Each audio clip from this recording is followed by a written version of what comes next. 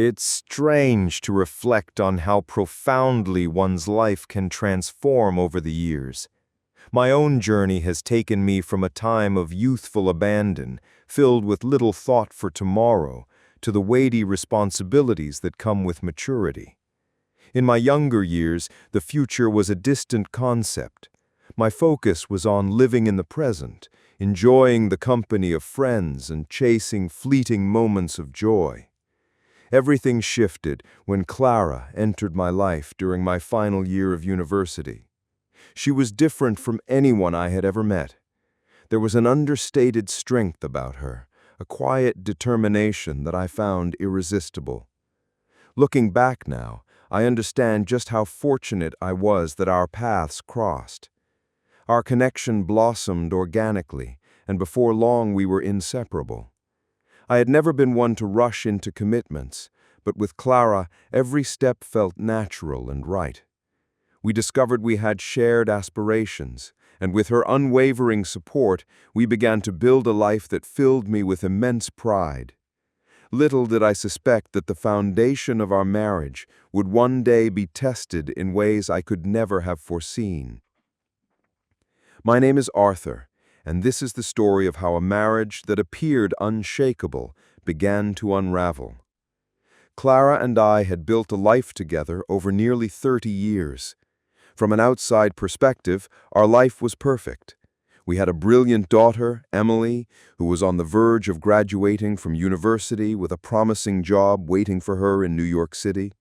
We lived in Denver, just a few hours' drive away, and were thrilled about the new chapter she was about to begin. We had always presented a happy front to the world. Our story began in a college library. We fell in love quickly, and I believed we had forged a bond that was truly special. While Clara had a reputation for being exceptionally kind and gentle, she also possessed a fiery Irish temper that surfaced whenever she felt passionate about something. I had experienced that fire a few times and had learned to give her space when she was set in her ways. Over the years, we fell into a comfortable rhythm. I had a career in retail management, while she had a stable, long-term position in the city's planning department. Clara had dedicated the first 6 years of our daughter's life to being a stay-at-home mother before re-entering the workforce. Despite facing some professional hurdles, she genuinely seemed to enjoy her job. As my own career advanced, we relocated back to our hometown, a place we both cherished. I had received other job proposals that would have required us to move again, but Clara was reluctant to leave her aging mother, who lived nearby. My own parents had passed away some years before, a difficult period during which Clara, Emily, and my mother-in-law were my pillars of support. Clara had been fond of my parents, and their passing was a significant loss for her as well. It's a common saying that after many years of marriage, couples can begin to take each other for granted. I suspect that's what began to happen to us. With Emily away at college and on the cusp of starting her own life, I saw it as a perfect opportunity to reignite the spark in our relationship. I began arranging weekly dinner dates, hoping to inject some new excitement into a love life that had become somewhat routine and stale. However, I couldn't shake the feeling that something was amiss. After hearing numerous anecdotes about infidelity from friends and colleagues and noticing subtle shifts in Clara's behavior, a seed of worry was planted. I never imagined she would betray our vows. She had always been a person of high integrity, and my trust in her was absolute. We had always functioned as a team. I managed the finances, and she ran the household. We communicated well and always consulted each other on significant decisions. The holiday season was always demanding for me, often requiring 70-hour work weeks as an assistant manager. In contrast, Clara's government job usually afforded her time off during the holidays. Her department hosted an annual Christmas gala, and I always made a point to attend, despite my grueling schedule, to socialize with her colleagues. That autumn, however, I noticed Clara becoming more distant. It wasn't a dramatic change, but a subtle withdrawal, a slight lack of engagement. I initially dismissed it, but then I realized she was also losing interest in any form of romance. Our dates felt less joyful for her, and our physical intimacy dwindled from a weekly occurrence to perhaps once or twice a month. She attributed it to menopause and the pressures of her job, but my intuition told me something more was at play. In late October, a work trip required me to be at our corporate headquarters in San Francisco for a week. Normally, Clara disliked it when I traveled, but this time, her only response was a simple, "Okay." This indifference caught my attention. She seemed unconcerned with our time apart, and when I repeatedly asked if she was all right, she insisted she was merely tired from work. I suggested she see a doctor, and she agreed as I was packing. Just before I left, she told me to have fun and to behave, a comment that struck me as odd, since she had never questioned my fidelity before. As I reflected more on her recent words and actions, it became increasingly clear that something was seriously wrong. When I asked if everything was all right between us, she simply said yes. When I told her I would miss her, she brushed it off, reminding me it was only for 6 days. Typically, she hated sleeping by herself. A chilling thought crossed my mind. Perhaps she won't be sleeping alone. I observed her carefully that weekend before my Sunday afternoon flight, which was scheduled to bring me back the following Friday evening. I reached out to her close friend, Sarah, but she only remarked that Clara had seemed tired lately.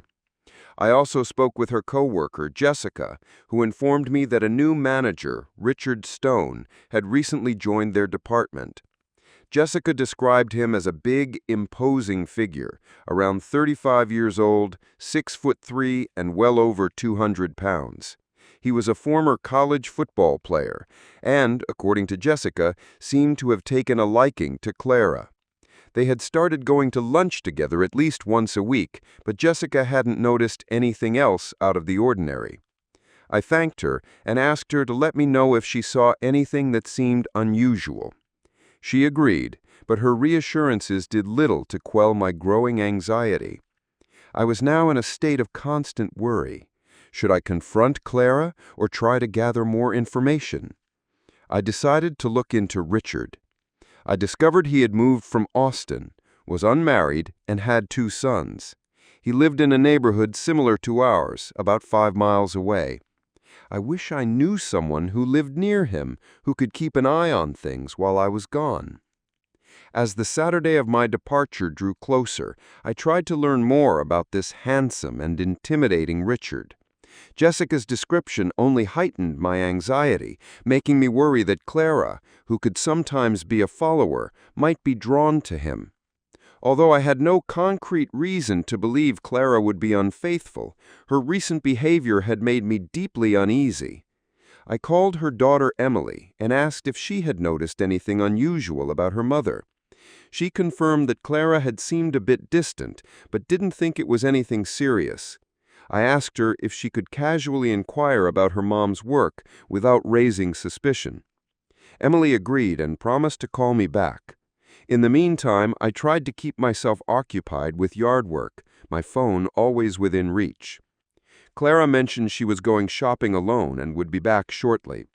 After she left, I tried to access her computer, but she had changed her password and deleted all of her old emails, which only intensified my concern. I wished I could check her phone, but she kept it with her at all times. While packing for my trip, I briefly considered driving by Richard Stone's house, just to see. Clara was dressed for a shopping trip, but I needed to be sure. It took me about 15 minutes to get there. I saw a Lexus with Texas plates in his driveway, which was likely his car since he had recently moved from Austin. The city apparently paid its department managers well. Seeing no other vehicles, I returned home. My neighbor, Mr. Henderson, stopped me for a brief chat about the neighborhood, mentioning how quiet it had been lately. I told him I would be out of town for the week and asked if he could keep an eye on the house and check on Clara. He readily agreed, and I went inside. I started doing laundry for my trip. I usually combined my clothes with Clara's for a full load. As I sorted through the hamper, I discovered some new, provocative lingerie I had never seen before. It felt like another glaring sign of trouble in our marriage. Normally, Clara would joke that I simply didn't pay attention to her clothes, but I was certain this was new. I examined the items, but found nothing else unusual. Still, my mind was racing, especially since I had bought her similar lingerie in the past, which she had rarely worn. I couldn't help but wonder when she had decided to start wearing these. A little later, Clara returned, and I asked about her shopping trip. She said she hadn't found much, but mentioned a sale at the mall. Usually she loved shopping, especially with my employee discount, but she seemed unenthusiastic. When I asked if she had gone anywhere else, she vaguely mentioned visiting some new stores, which made me feel even more uneasy. Dinner that evening was tense and silent. I could feel the unspoken tension hanging between us. Clara had always been an excellent cook, but lately she had been serving more pre-made meals, and that night was no different. After dinner, I made an excuse about needing to buy allergy medicine and asked if she needed anything. She gave me a short list. I tried to tease her about spending time together before I left, but she dismissed it, saying she was tired and planned to go to bed early. So much for romance. I felt frustrated. It was as if we were just roommates. When I returned from the store, she found fault with everything I had purchased, initiating arguments over the brand of paper towels and toilet paper. I realized she was creating distance by starting fights. I didn't say a word. She went upstairs to read, and after my shower, I got into my pajamas. She told me she was tired and went to bed at 8:30. I went downstairs to watch a football game and ended up falling asleep on the couch, unwilling to share a bed with an angry wife who was so clearly avoiding me. I woke up early on Sunday, made coffee, and read the newspaper. When Clara came down, she got ready for church, so I quickly dressed and we left together. At the sermon, she was her usual self, charming and friendly with everyone. I had hoped the sermon might touch on the theme of fidelity, but there was no such luck. After church, the ride home was silent. Once we were back, she rushed inside, forgetting her keys, so I had to let her in. She made herself a sandwich without offering me one, so I made my own and ate in front of the television. She sat reading the paper as if nothing was wrong. Her phone rang, and she stepped out of the room to answer it. We didn't speak for the rest of the afternoon. Later, I finished the laundry and placed her new lingerie on the bed where she would see it. When she did, she only remarked, "I hope you used the gentle cycle. I'd hate for you to ruin my new things." I was furious and on the verge of snapping, but she left the room before I could respond. I finished packing for my trip, and as I brought my suitcase downstairs, she complained, "Now I have to take you to the airport and give up my Sunday." This was a stark contrast to her usual willingness to drive me, during which we would talk about how much we would miss each other. At that moment, I knew I would never feel that way again. "Never mind," I told her. "I'll drive myself. Have a great week." I was certain she had other plans and couldn't wait for me to be gone. I left without a goodbye or our customary kiss. The flight to San Francisco was uneventful, and I checked into my hotel. As the sole representative from my store, I had the opportunity to network with new people and discuss business. While I've never been fond of traveling, it was a welcome distraction to connect with others. I didn't call Clara to tell her I had arrived safely, as was my custom. It felt pointless. She no longer felt like my wife. I did call Emily to let her know I'd be gone for a few days and that she could reach me on my cell. I heard nothing from Clara. I was sure she was relieved by my absence. That evening I had dinner with colleagues from across the country, but I was so exhausted and emotionally drained from the recent turmoil that I needed a good night's sleep after several restless nights. In the middle of the night, I woke up crying, a sudden release of all the emotions I had been bottling up. I came to the painful realization that my marriage was over, unless Clara had a profound change of heart. I couldn't continue living like this. I cried for my daughter, who would now have to divide her holidays between two parents. I cried for the years Clara and I had shared, which had been, for the most part, happy ones. Eventually, I fell back asleep and prepared for a week of meetings. The next morning, my phone was silent, no messages or texts from Clara. Nothing. As the week progressed, I immersed myself in work and began to formulate a plan to end the marriage. It was undeniable that Clara had emotionally detached, and I knew I couldn't win her back. I contacted my lawyer, who advised that a divorce would likely result in a 50-50 split of our assets, given our comparable incomes. With Emily's university expenses already covered, that wouldn't be a contentious issue.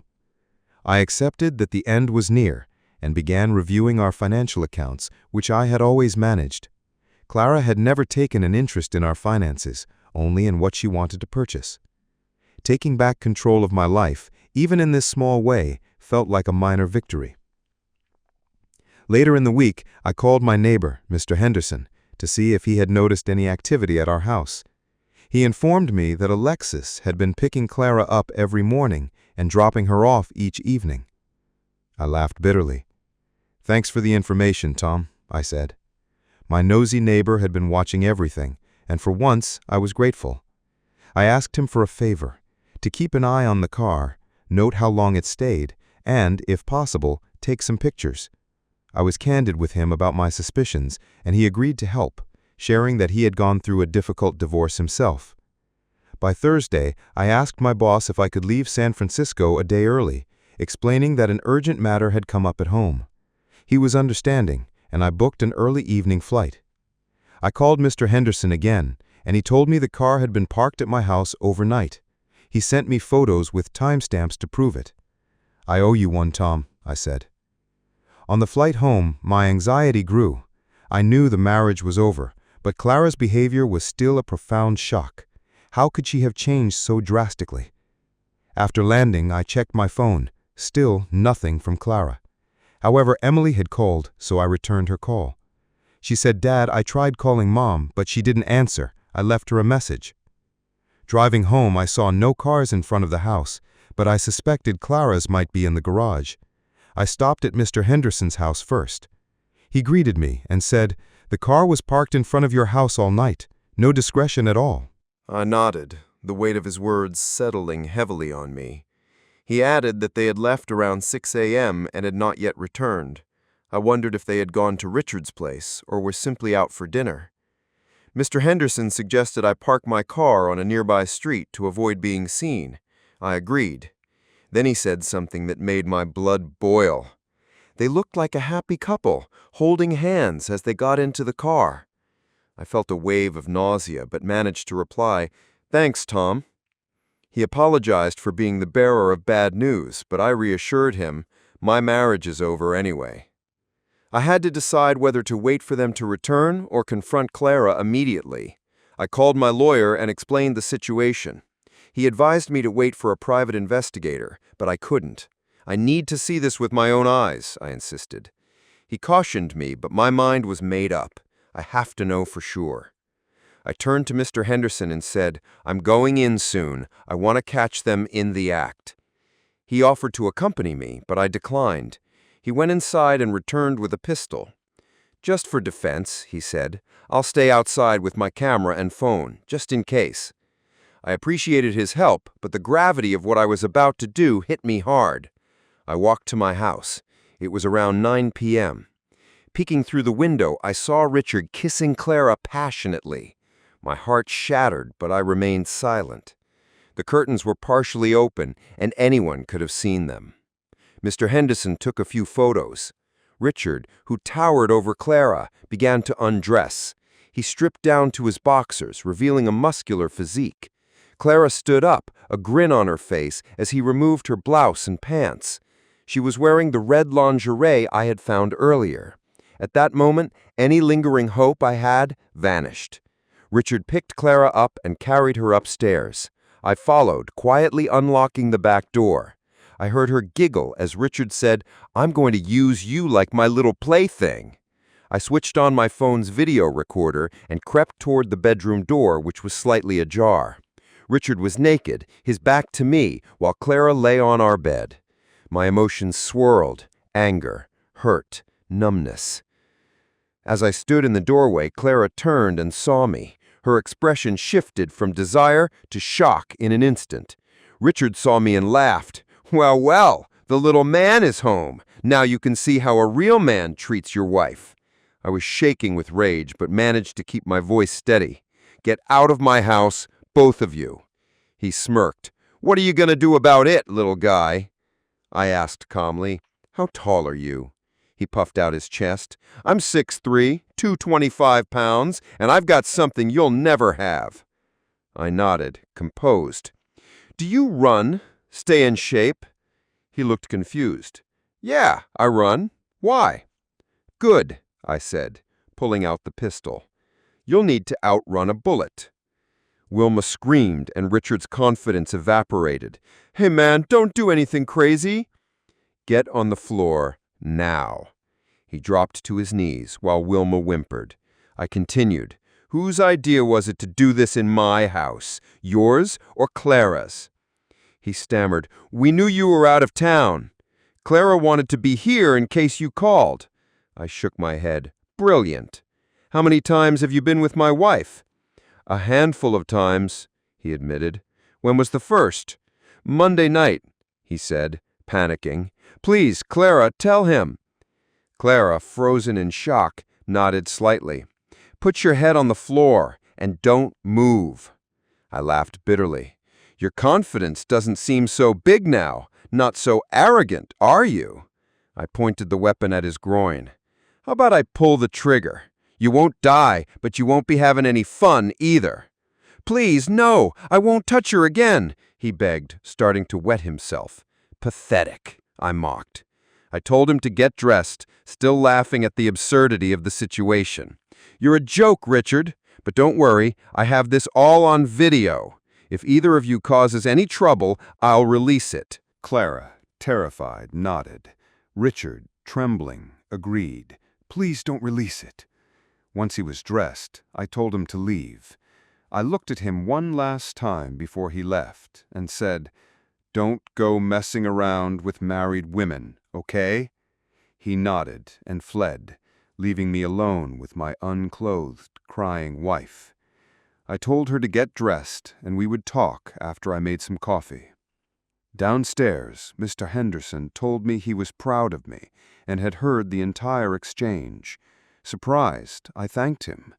He then revealed that the pistol he had given me only had one bullet, and he had been ready to intervene if necessary.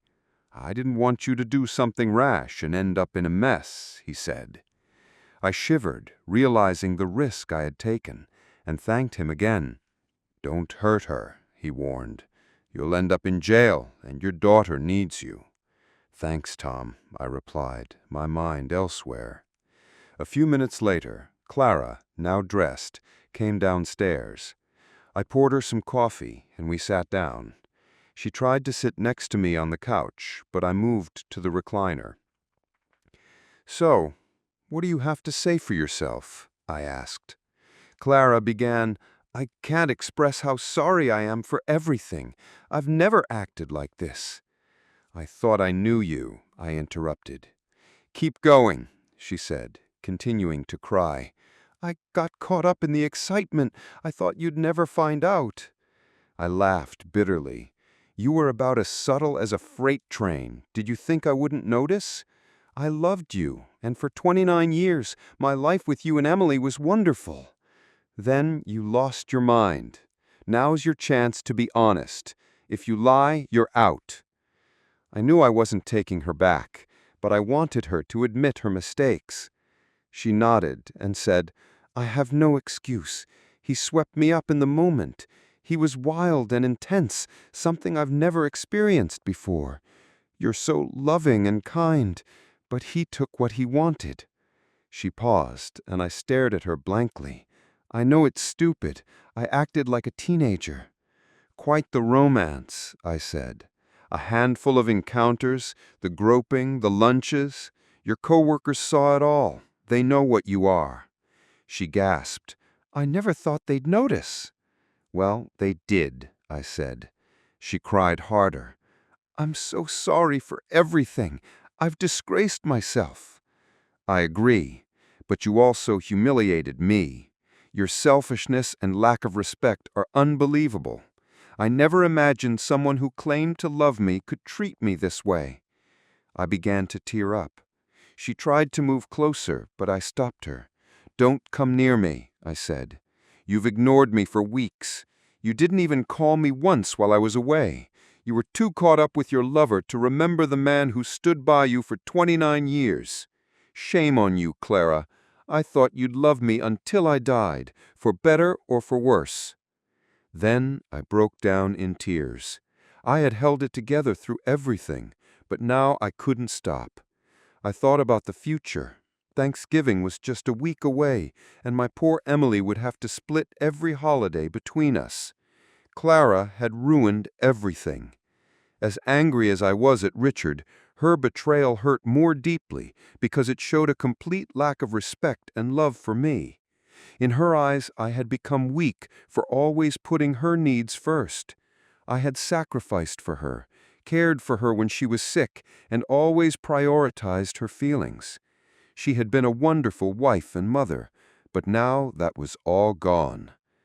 Maybe I should have treated her worse, I thought, instead of always caring about her feelings. She tried to approach me again, but I pushed her away. She fell to the floor and grabbed my legs, crying at my feet. I needed this conversation for closure. I wasn't going to listen to the usual excuses. I was lonely, or he made me feel beautiful. I didn't care what he said, only what she had done. My heart was breaking, but I knew I would eventually heal. After a few moments, I told her to sit on the sofa so we could talk. Still crying, she did as I asked. "Clara, I have one question. Do you love him?" "No, I don't think so," she replied. "You don't think so?" I shot back. "Are you unsure?"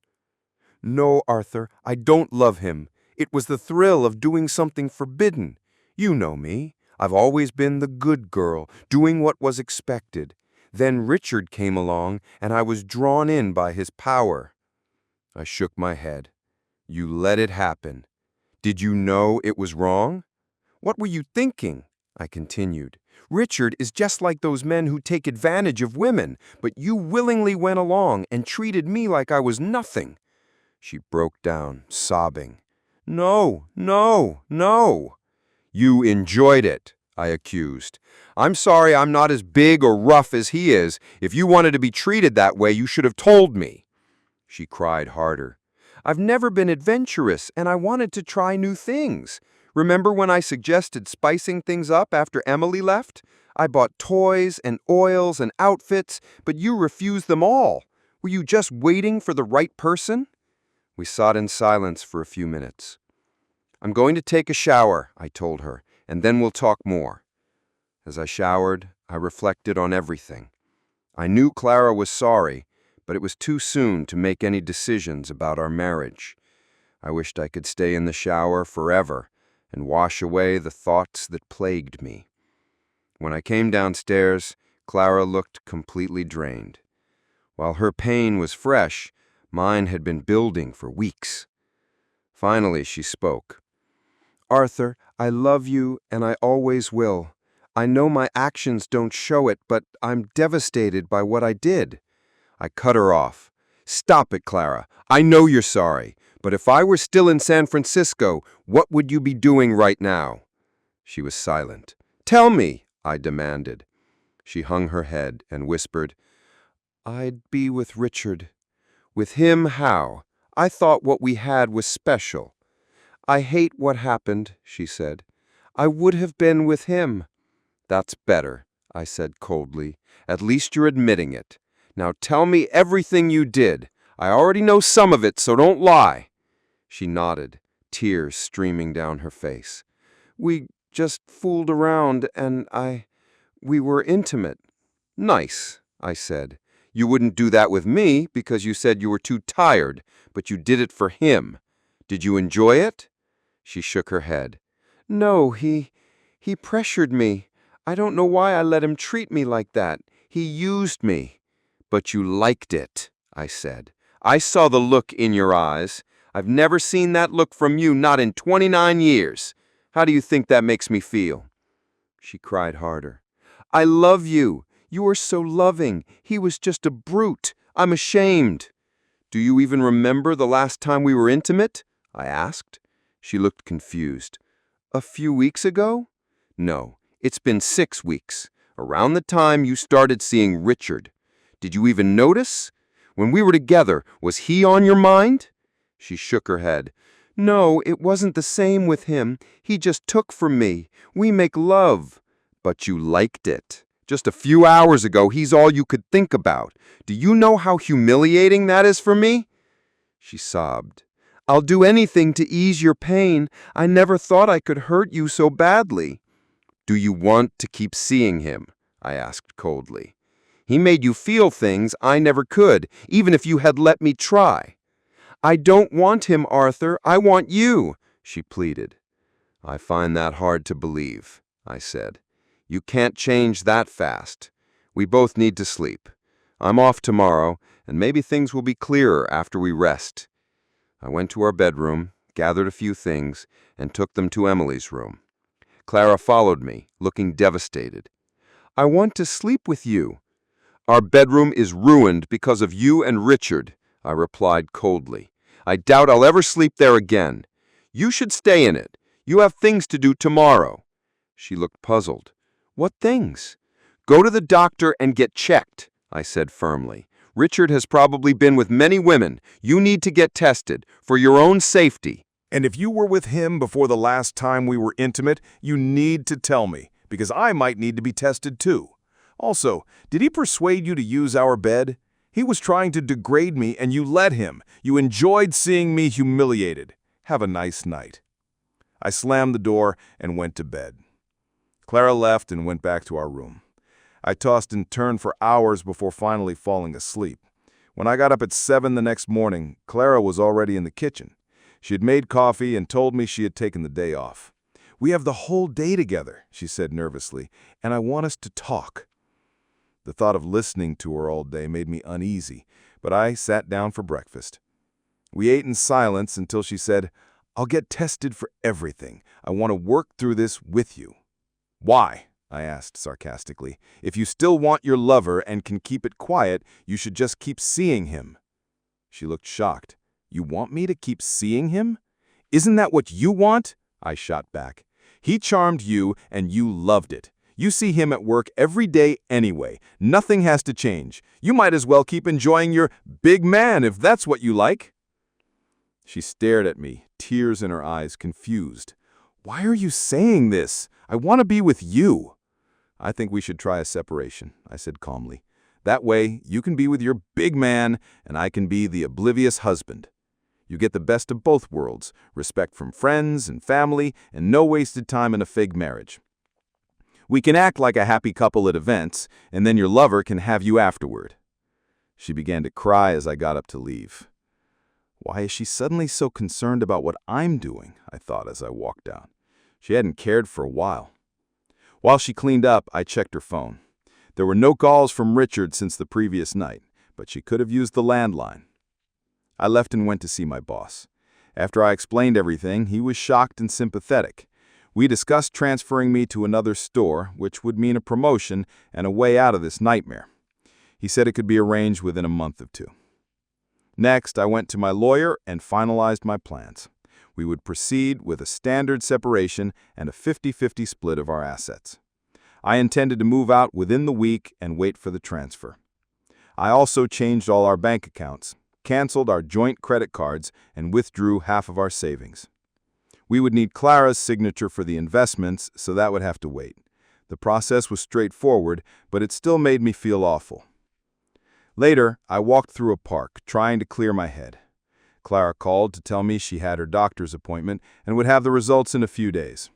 I told her I would be home soon, but needed to speak with Emily before making any final decisions. That thought brought fresh tears to my eyes. After I composed myself, I went home. The house no longer felt like a home, just a place to stay. Clara was dressed nicely and seemed nervous. "We need to move forward. Maybe we can fix our marriage." "Okay, dear wife," I said sarcastically. "Tell me how we do that." She suggested counseling, seeing less of Richard, and making more time for us. It sounded nice on the surface. When she finished, I asked, "Are you willing to show me all your communications with him? I want to see everything before we move on." She looked uneasy. "I deleted them." "How convenient," I said. "Why did you delete them?" "I didn't want you to see them," she admitted.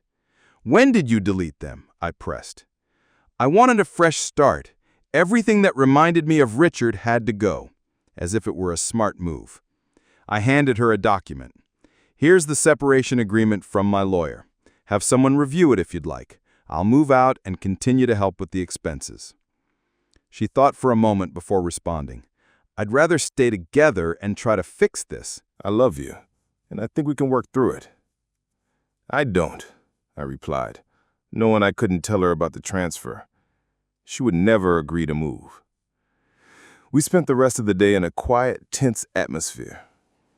Clara was on the phone with her mom, planning for Thanksgiving and inviting friends. I didn't tell her I wouldn't be there. We ordered pizza, ate in silence, and I continued packing for my move. She begged me to stay until after Thanksgiving before making a final decision, and I nodded non-committedly. The rest of the weekend was agonizing. I slept in the guest room, and she repeatedly asked to join me. I told her no, explaining that we needed space. Monday arrived, and I had taken the day off without telling Clara. While she was at work, I moved into a temporary motel, waiting for news about my transfer. My regional boss was considering two options for me, since I was an assistant manager. The store manager at the new location, a good friend, knew that the move would be financially beneficial for me and would help me escape a toxic situation. Around lunchtime, I called Clara's office and spoke with Jessica. She was hesitant to talk, but I needed to know how Clara was behaving at work. Jessica said Clara had been very quiet and withdrawn. She also mentioned that Clara had spent about an hour in Richard's office earlier and had come out looking upset. When Jessica checked on her later, it seemed she had been crying. When Jessica asked what was wrong, Clara admitted she'd had a rough weekend and that things with me were difficult. When Jessica asked if it had anything to do with Richard, Clara just nodded, but didn't elaborate. I thanked Jessica and decided to call Clara. After a brief wait, I called, hoping to catch any hint of suspicion in her voice. When she answered, I asked, "Are you at lunch?" "Yes," she replied, the sound of a bustling restaurant in the background. "Are you alone?" I pressed. "Yes," she said, "just grabbing a quick lunch and heading back." I wanted to believe her, but I called Jessica again. Jessica told me Clara had only been gone for about 25 minutes, so it was possible she was telling the truth. But then she mentioned that Clara had gone back into Rich's office for another 30 minutes after lunch. I thanked her again, moved more of my things to the motel, and spent the rest of the day trying to push Clara out of my mind. By the time Clara got home around 5 o'clock, I had made up my mind to tell her I had moved out and we should live separately for a while to figure out what's next. She looked shocked. "Arthur, I don't want that. I think we should stay together and work this out." "How?" I asked. "How can we work this out? Maybe we need time apart to see if we even still want this marriage." "No," she replied, even more shocked. "I don't want a divorce. Not at all." "Clara, since I confronted Richard, have you spoken to him?" She hesitated, before answering, "Yes, but we were just talking about work. That's all." "Please, Arthur, don't do this. Let's just get through Thanksgiving first. It could help us both." "I'm sorry," I said, my voice softening slightly. "But I love Emily, and I think you still want Richard. It's too painful to be second best to my wife. We need to talk to Emily and tell her we've separated." Tears filled her eyes. "Please, Arthur, don't tell her. Not yet. She needs to know, I insisted. We can't hide this from her. I stood up. I should go. I'll be in touch. I hugged her briefly, and she cried as I left. Back at the motel, I settled in and worked on a few things. I told Clara she could call if anything important came up, but otherwise we needed space. That night I barely slept, tossing and turning, the weight of everything pressing down on me. The next day I threw myself into the holiday rush at work. With Black Friday approaching, the store was chaotic, which helped to distract me from my personal turmoil. When I returned to my motel around 7 that evening, I checked my phone. I had a text from Clara saying she loved me. I scoffed, thinking sarcastically, "Clara who?" A short while later she called. I answered. "Thanksgiving dinner is at noon," she said, sounding hopeful. "Emily is coming home tomorrow, and we've invited about 10 people. What time will you be there?" I took a deep breath. "I won't be coming, Clara." There was a long silence on the other end, and then she hung up. After that, I called Emily and told her the truth. Her mother and I had separated. She began to cry, and I explained that her mother had been seeing someone else. I spared her the graphic details, but I had to be honest. "I didn't cause this," I told her. "Your mother did." She begged me to come to Thanksgiving, saying her mother would be heartbroken if I didn't. I told her I couldn't. I was too hurt, but I promised to take her out and spend time with her over the weekend. She was upset, but understood. I explained that my work schedule would be intense because of Black Friday, requiring me to be at the store by 5 a.m. and work until nearly 8 p.m. "I just wish you'd try to fix things with Mom," she said, her voice filled with desperation. "I wish I could too," I replied, "but I just don't have it in me." After that call, I barely slept. The upcoming holiday season was shaping up to be the worst of my life. The Wednesday before Thanksgiving was always hectic at the store. I worked a 12-hour shift and returned to my motel completely drained. I had 10 missed calls, 1 from Clara, 2 from Emily, 5 from Clara's mother, 1 from Sarah, and 1 from my regional manager. I called my manager first. He had good news. The store manager in Charleston was retiring, and he thought I would be a good fit to replace him. I told him I was very interested, but that the position wouldn't be available until after the new year. I thanked him and looked forward to the opportunity. Next, I called Emily. She was excited because her boyfriend, Daniel, was coming to town on Saturday, and we made plans for dinner. After that, I called Clara. She said Thanksgiving had been okay, but people kept asking about me. "It was your choice not to be there," she said angrily, "and I'm furious that you told Emily I had taken a lover. That's not true. You're my lover, and I made one mistake." "Don't downplay what you did, Clara. I didn't cause this mess," I said, before ending the call. Lastly, I called my mother-in-law. She had always been kind to me, and I was nervous about speaking with her. She wanted to know everything, and I didn't hold back. She listened patiently and then told me not to make any hasty decisions and that she loved me. As the dinner with Emily and Daniel approached, I tried to remain positive. When we finally met, Daniel was respectful and polite. We had a pleasant dinner, and then, out of the blue, Daniel asked me, "Would you allow me the honor of asking for Emily's hand in marriage?" Emily smiled, and I felt my eyes well up. "I'd be proud," I said, trying to hold back my tears. Daniel was a good young man with a bright future, and seeing Emily so happy lifted my spirits, even if just for a moment. They hadn't told anyone yet, but were planning to announce their engagement soon. Later that night, I hugged Emily tightly. "You and Daniel are the bright spots in my life," I told her. "I'm so happy for you." After that moment, I knew the holidays would still be difficult, but at least I had something positive to focus on. Work continued to be my main distraction, keeping my mind off Clara. I arrived at the store early each day and came home late, collapsing into bed. Clara had called a few times, but for the most part, she left me alone. I didn't know much about what she was doing, and while a part of me was curious, I wasn't about to ask. One afternoon, Clara called to check in. "How are you?" she asked. "Busy," I responded curtly. "I miss you," she said.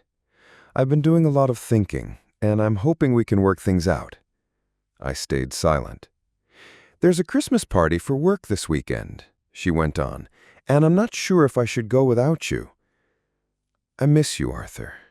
This will be the first Christmas party I've attended without you." I sighed, knowing she was trying to play on my emotions. "I don't know what to tell you, Clara. I'm working insane hours, and I'm swamped." She then shifted the conversation to Christmas shopping. "I've been getting things ready for Emily's presents, and I'll make sure she has everything she needs. Can you help cover some of the costs?" "Of course," I said, keeping my tone neutral. "Okay, I have to go now. I'll talk to you later," she said, before hanging up. A few minutes later, my phone rang again. It was Clara's mother. She sounded pleasant, but her tone was serious. "Arthur, I need to speak with you in person," she said firmly. "When can I see you?" I knew this conversation was inevitable. "How about tomorrow night at 9?" I suggested. "No," she insisted. "I need to see you now." I dreaded what was coming, but agreed. "I'll be there shortly." I pulled into her driveway around 9:15. She greeted me with a hug. "I'm exhausted," I admitted, "but I'm here." We sat in her living room and she got straight to the point. "Arthur, you need to talk to Clara. She's been a wreck without you." I sighed deeply. "I understand, but this isn't a good time. I'm working long hours and have barely any free time." Just then, the front door opened, and Clara walked in. I hadn't seen her since before Thanksgiving, and I felt a flood of mixed emotions. She looked thinner, but still beautiful. My heart raced, but then the anger returned. "Calm down, dear," her mother said gently. "This won't take long." Clara rushed over and hugged me tightly around my waist. "Arthur," she began, "I know I hurt you, but I'm trying to make things right. I've been seeing a counselor, and it's helping me understand our issues. I want you to take me to the Christmas party. Please, I'm begging you. It's for my job, and they like to have couples there. It could help me at work." "Clara, you know I'm working insane hours right now. It's really hard to get away," I said, my tone even. "Won't it be awkward if I'm there with you? I'm sure Richard would love to humiliate me again." "Richard is an idiot. I don't care about him. I care about you," she pleaded. "Please, Arthur, there's dinner and a dance. You can leave after dinner, but just promise me one dance. Please, just one." I didn't know how I kept getting into these situations. "Fine," I muttered. "I'll think about it."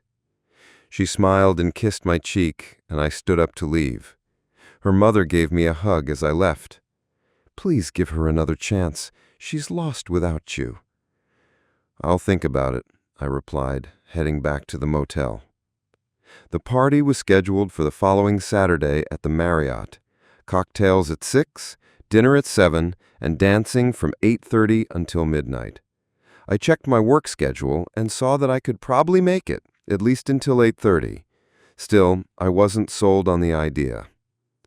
A few days later, I called my lawyer and asked him to have the paperwork ready. I also asked if he knew a private investigator, and he recommended a man named David. I contacted David and explained everything, including my agreement to give Clara one last chance, mainly for Emily's sake and her mother's. David agreed to follow her for the week leading up to the party. Clara texted me throughout the week, saying she loved me and couldn't wait to see me at the party in my tuxedo. Since I hadn't committed, I replied, "I haven't decided if I'm going." By Friday, David called me with an update. He had been tailing Clara and observing her interaction. She had gone to lunch with Richard one day, but they had acted professionally. He also mentioned that Richard had stopped by her house one afternoon for about 10 minutes, but nothing suspicious had happened. Still, the thought of Richard being in my house made my blood boil. On Friday night, David sent me another update. Clara just left work and went to Richard's house. She's been there since 5:30. A pizza was delivered at 6:15.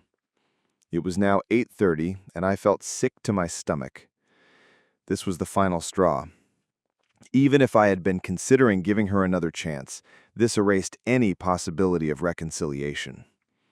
I asked David if he could get any pictures, and he said he would try. I closed the store at 10 that night, the process of wrapping things up taking about an hour. I was in turmoil, knowing that any hope I had left was now gone. Around 11:15, David sent me some pictures. While there were no intimate shots, they showed Clara and Richard hugging and sitting closely together in his living room. I decided to call Clara. The call went to voicemail, and I left a message asking her to call me back. A few minutes later, she did. "Hey, are you okay?" she asked, sounding concerned. "I won't be able to make it to the party tomorrow night," I said flatly. She sounded disappointed. "Why not? I bought a new dress, and I really wanted you to see it." "I know you're with Richard," I said coldly. "Tell him to go to hell. I hope you're enjoying your time with him." I hung up before she could respond. When I got back to the motel, David texted me again. "Clara left Richard's house right after your call," he reported. The next morning, I felt the sense of peace I hadn't experienced in a while.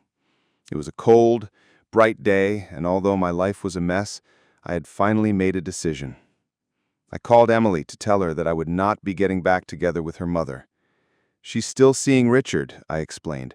"I can't do this anymore." Emily was disappointed, but understood. "Mom said she hadn't seen him outside of work and wouldn't ever again," she said, frustrated. "I'm sorry, but it's over," I told her. Next, I called my mother-in-law and told her the same thing. She was furious and apologized for her daughter's behavior. "I'm sorry I raised her this way. I can't believe she's still seeing that man."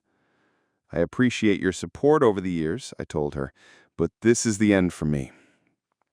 Later, I checked my phone and saw 5 missed calls and about 10 texts from Clara, all insisting that nothing happened at Richard's house. "We just had pizza and talked," she insisted.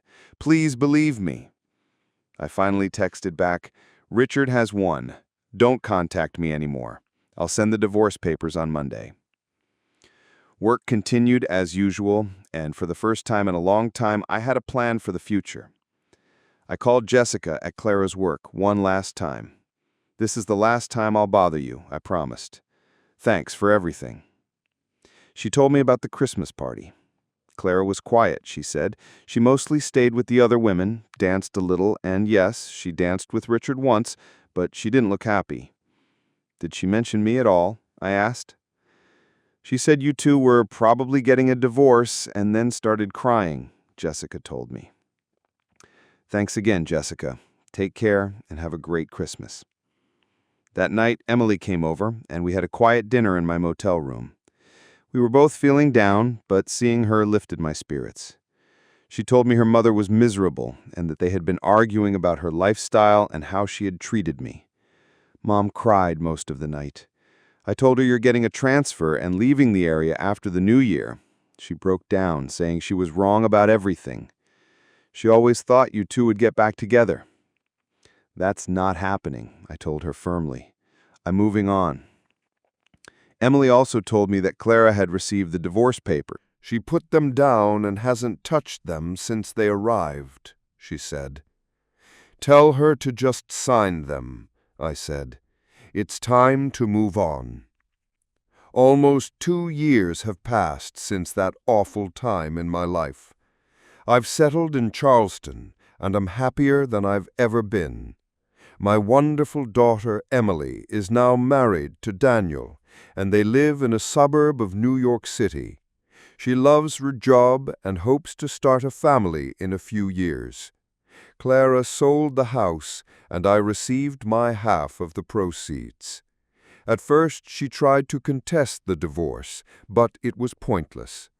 She never dated Richard again after our split. He moved on to his next conquest, another married woman, which eventually cost him his job after claims of misconduct were filed against him. Even Clara testified against him. Emily keeps me updated on her mother. Clara dates occasionally, but remains unhappy. She spends most of her time in her condo, telling Emily that she made a huge mistake and will never forgive herself. She still claims to love me, but knows I'll never take her back. She sent me a long letter of apology, as per her counselor's advice, but I never responded. Clara hasn't called me in a long time. The last time we spoke, she asked, "Is there anything I can do to get you back or for you to forgive me?" I told her, I don't think so. Now I've started dating again. I've met some wonderful women and am taking things slow. For the first time in a long while, I feel content.